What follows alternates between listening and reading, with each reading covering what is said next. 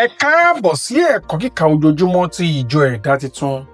Òní ọjọ́rú ọjọ́ 21 oṣù kínní ọdún 2026. Àkòrí: nígbà tí dídúró di ìdánwò. Ìwé orin 2 ẹjọ òdo gbàtà bólúwarìn. Ẹ̀kọ́ àkọ́sórí: dúró de Olúwa kí o sì tújúká, yóò sì mọ ní àyà le. Mo ní dúró de Olúwa. Ìwé orin Dáfídì orí 17 ẹsẹ̀ 14. Bíbélì kíkà: ìwé Eksodu orí 22 ẹsẹ̀ 1 dé ẹsẹ̀ 6.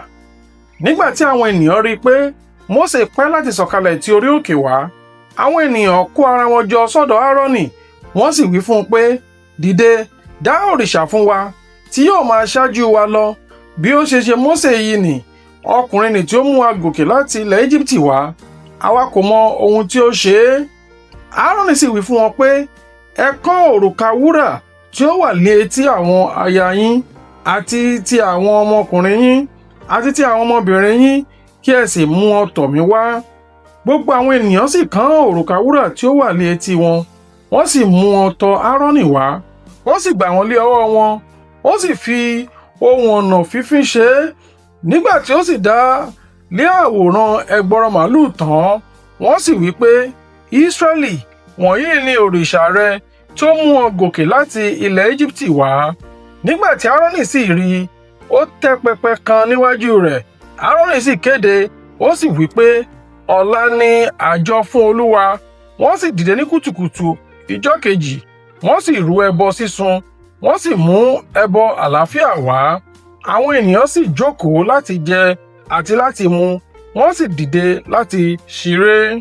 Ẹ̀kọ́: dídúró jẹ́ ọ̀kan lára ilé ẹ̀kọ́ tó lágbára jùlọ ní ọ̀run. Ní ọ̀pọ̀ ìgbà, ìdánwò gidi kì í ṣe ìwọ̀n òkè tó wà níwájú wa, ṣùgbọ́n ìdákẹ́jẹ́ tó wà láàárín ìlérí Ọlọ́run àti ìtọ́nà rẹ̀ tó kàn. Ísírẹ́lì ti rí iṣẹ́ ìyanu púpọ̀. Wọ́n rí Íjíbítì tí Ọlọ́run ṣẹ́gun. Wọ́n rí òkun pupa tí ó pínyà. Wọ́n sì ń jẹ mánà láti ọ̀run. Síbẹ̀, nígbà tí Mose pẹ́ lórí òkè, ọkàn wọn yí padà. Ìdádúró fi ohun tí wọ́n ń fẹ́ hàn, ó sì ń fi àìlèmúsùúrù wọn hàn, ó sì fi ìjólóòtọ́ wọn hàn pẹ̀lú. Ọmọ màálù wúrà kò hàn lójijì, ó wá láti inú ọkàn tí ó rẹ̀wẹ̀sì nígbà tí ó ń dúró. Gẹ́gẹ́ bí Ísírẹ́lì, a tún lè wá ọ̀nà mìíràn nígbà tí Ọlọ́run bá dàbí ẹni pé ó pẹ́. Àwọn ọ̀nà mìíràn fún ìtùnú, ààbò, ìtọ́sọ́nà tàbí ìtẹ́wọ́gbà. Fún àwọn kan, ó lè jẹ́ ìfẹ́ ìtẹ́wọ́gbà ènìyàn. Fún àwọn míì, àṣà àtijọ́, ìpinnu kankan tàbí ojútùú ti ara ẹni. Gbogbo ìgbìyànjú láti ran Ọlọ́run lọ́wọ́ ní àkókò pípẹ́ rẹ̀ lè yọrí sí sísin òrìṣà. Ṣùgbọ́n ìdákẹ́jẹ́ Ọlọ́run kì í ṣe pé Ọlọ́run sùn. Nígbà tí àwọn ọmọ Ísírẹ́lì ò tètè rí Mose ń gba òfin látọ̀dọ̀ Ọlọ́run fún ọjọ́ ọ̀la wọn lórí òkè. Bákan náà, Ọlọ́run sábà máa ń ṣiṣẹ́, kódà nígbà tó bá dàbí ẹni pé kò sí nǹkan kan tó ń ṣẹlẹ̀. Olùfẹ́, má jẹ́ kí àìnísùúrù rẹ tì ọ́ sínú àṣìṣe. Àkókò dídúró rẹ lè jẹ́ ibi tí Ọlọ́run ti ń tún ìwà rẹ ṣe, tí ó sì ń pèsè rẹ fún ohun tí ó ti pèsè tán fún ọ. Ìwé Mímọ́ sọ pé, ṣùgbọ́n àwọn tí ó bá dúró de Olúwa yóò tún agbára wọn ṣe. Ìwé wòlíì Àìsáyà orí 40 ẹsẹ̀ 29. Ó tún sọ pé, nínú pípadà ohun ìsinmi la ó fi gbà yín là. Ìwé Àìsáyà orí 30 ẹsẹ̀ 15.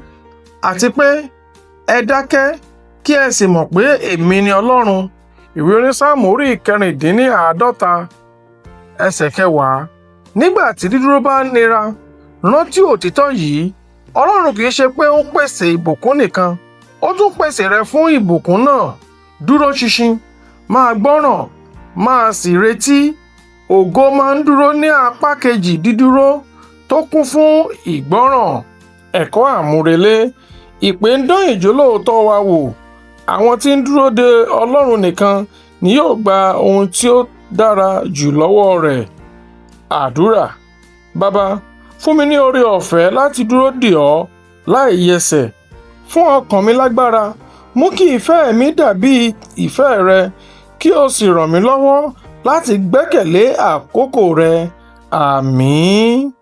Bíbélì ní ọdún kan. Ìwé Jẹ́nẹ́sísì orí ìkẹtàdínlọ́gbọ̀n dé orí ìkọkàndínlọ́gbọ̀n. Títí di ọ̀la, ó dàbọ̀.